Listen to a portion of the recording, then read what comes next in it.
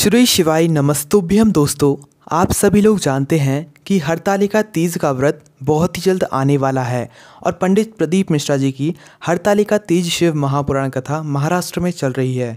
दोस्तों, इसी तीज की हरतालिका तीज शिव महापुराण कथा में पंडित प्रदीप मिश्रा जी ने एक बहुत ही विशेष बात बताई है उनके लिए जो लोग हरतालिका तीज का जो है व्रत रखती हैं। दोस्तों, कई बार ऐसा होता है कि हम लोग हरतालिका तीज का व्रत नहीं रख पाते हैं किसी कारणवश। कई सारी महिलाएं ऐसी होती हैं जिन्होंने आखिरी बार जब हरतालिका तीज का व्रत पड़ा हुआ होगा तो वो लोग नहीं कर पाई होंगी। उस समय जो है वहाँ पर उन्हें कुछ दिक्कतें या कोई भी परेशानी हो गई होगी तो उस समय वो व्रत नहीं कर पाई होंगी, पूजन अर्चना नहीं कर पाई होंगी। तो दोस्तों, उसके लिए क्या करें उस जगह पर कि हम वापस से जो है वह व्रत करना चाहते हैं तो एक बार हम छूट गया है तो हमें उसकी जगह पर क्या करना चाहिए।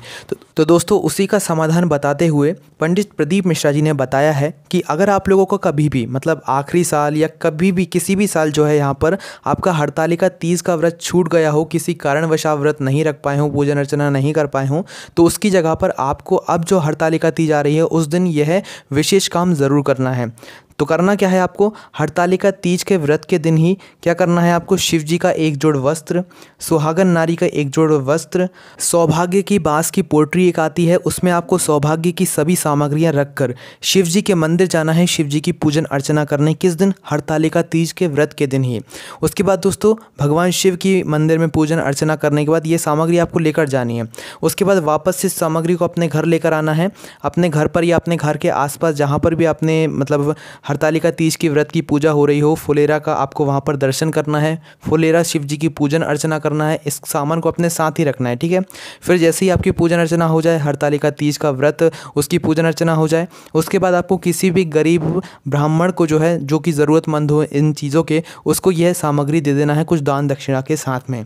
और अगर ऐसा नहीं कर सकते हैं तो आपके घर में जो भी मतलब ब्राह्मण जन पूजन करने आए हो या किसी के भी घर जो है ब्राह्मण जन पूजन करने आए हो, आपको उसके हाथों में अपने जो है ये भी जो सामग्री आपने इकट्ठा करी है मतलब इस काम के लिए, ये सामग्री आपको जो है उस ब्राह्मणी को जो है दान दक्षिणा के साथ में तिलक के साथ में तिलक करके जो है ये दान दक्षिणा के साथ में ये प्रदान कर देना है। अब प्रदान करने के बाद आपको भगवान शिव से निवेदन करना है कि किसी कारणवश आखिरी बार हमारा जो हरतालिका तीज का व्रत था वो छूट गया था या किसी भी साल हमारा हरतालिका तीज का व्रत छूट गया था तो उसके लिए हमें मतलब क्षमा कर दें और हमारे उस व्रत को भी स्वीकार कर लें। ऐसा आपको भगवान शिव से निवेदन करना है, तो जिससे कि आपको उस व्रत का फल भी ज़रूर मिलेगा जो कि आपने नहीं किया होगा, किसी कारणवश छूट गया होगा, ठीक है।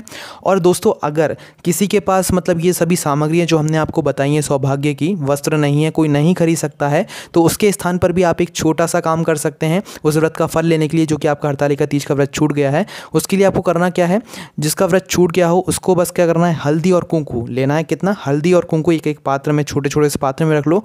हल्दी और कुंकू को किसी भी ब्राह्मण जन को जो है, किसी भी ब्राह्मण ब्राह्मणी को जो है उनको दे देना है। तो दोस्तों, हल्दी और कुंकू देने के बाद आपको भगवान से वापस से निवेदन करना है कि भगवान, हमारे इस कारण की वजह से हम इस साल का जो है हरतालिका तीज का व्रत नहीं कर पाए थे, आप हमें इसका फल दे दीजिएगा और हमें उस व्रत के लिए क्षमा कीजिएगा जो कि हम किसी कारणवश नहीं कर पाए, उसका फल हमें दे दीजिएगा। बस आपको भगवान से ऐसी प्रार्थना करनी है जिससे कि आपको उस व्रत का पूरा फल मिल जाएगा। ये बहुत ही विशेष बात है। इस वीडियो को शेयर कीजिए और दूसरे लोगों को बताइए। आपको कोई भी समस्या आती है कमेंट करके पूछ सकते हैं। ओम नमः शिवाय, जय बोले बाबा श्री शिवाय नमस्तुभ्यम।